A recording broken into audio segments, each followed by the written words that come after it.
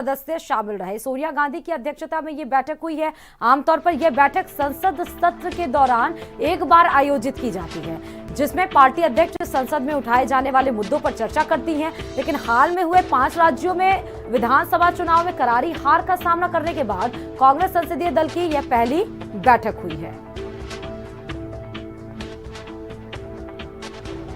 तो अवैस, अब देखिए, कांग्रेस की भी जो संसदीय दल की बैठक थी, हालांकि सत्र जब खत्म होता है तब जो संसद के अंदर जो चर्चा होती है, गर्मा गर्मी होती है, उस पर बात की जाती है। लेकिन आज ये जब बैठक खत्म हुई है तो क्या जानकारी मिल पाई है, किन किन बातों पर चर्चा हुई है?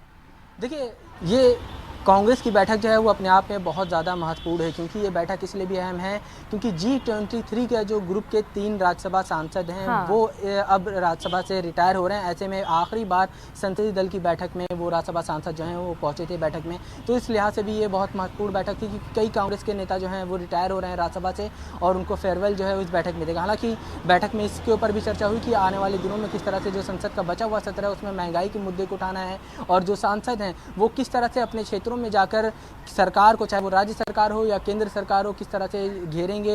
क्योंकि आने वाले दिनों में कांग्रेस की तरफ से एक प्लान किया गया है कि वो बूथ स्तर पर कार्यक्रम करेंगी और सरकार को घेरने की कोशिश जो है वो करेगी और अलग अलग राज्यों में अलग अलग दिन पे जो है वो प्रदर्शन होंगे। इसके अलावा कांग्रेस के जो सांसद हैं वो अलग अलग जगहों पे प्रेस कॉन्फ्रेंस भी अपने क्षेत्रों में करेंगे। तो तमाम चीज़ों के ऊपर चर्चा जो है वो कांग्रेस की संसदीय दल की बैठक में है। लेकिन सबसे महत्वपूर्ण बात यह थी कि कई बड़े नेता कांग्रेस के संसदीय दल में ऐसे शामिल हुए जो अब राज्यसभा से रिटायर होना है, जिसमें बड़े कांग्रेस नेता कपिल सिब्बल हैं जो G23 की तरफ से काफ़ी ज़्यादा मुखर थे। और आने वाले जब 5 राज्यों में चुनाव खत्म हुए उसमें जिस तरह से बीजेपी ने % जीत दाखिल की थी, उसके बाद कपिल सिब्बल जो है सबसे ज़्यादा मुखर जो है वो कांग्रेस पार्टी के खिलाफ थे और लगातार ये मांग कर रहे थे कि नया अध्यक्ष जो है वो चुना जाना चाहिए, CWC की बैठक होनी चाहिए और एक नई कांग्रेस का गठन जो है वो एक तरह से कहा जाता है अध्यक्ष से लेकर ज़मीनी स्तर तक जो कार्यकर्ता हैं या पद हैं उनके ऊपर चुनाव कराने की मांग जो है वो की जा रही थी। हालांकि बाद में ये मामला जो है सेटल हो गया और गुलाम नबी आज़ाद के आवास पर बैठकें हुई, कई बैठकें G23 के नेताओं की। उसके बाद फिर गुलाम नबी आज़ाद अंत में सोनिया गांधी से मिले। उसके बाद फिर आपसी सहमति जो है G23 में और कांग्रेस के मुख्य आला कमान के बीच में बन गई थी। तो ऐसे में ये महत्वपूर्ण बैठक जो है वो हुई थी। हो सकता है कि इस बैठक में कई बातें जो है गुलाम नबी आज़ाद तेलंगाना के मुद्दे पर भी क्या चर्चा हुई है अवैस? तेलंगाना के मुद्दे पर भी चर्चा हुई है क्या?